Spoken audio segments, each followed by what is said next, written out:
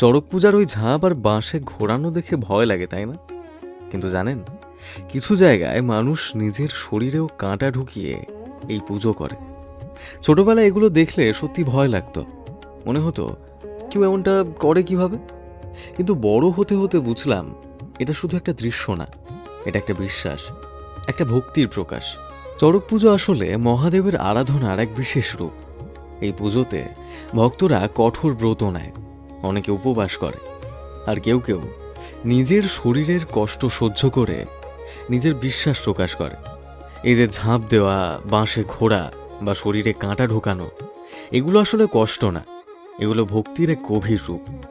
হয়তো বাইরে থেকে এটা অদ্ভুত লাগে, কিন্তু যাদের বিশ্বাস আছে তাদের কাছে এটা একদম স্বাভাবিক। আমার নিজের এলাকায় প্রতি বছর চড়ক পুজো হয়, মেলা বসে, ভিড় হয়, আর একটা আলাদা পরিবেশ তৈরি হয়।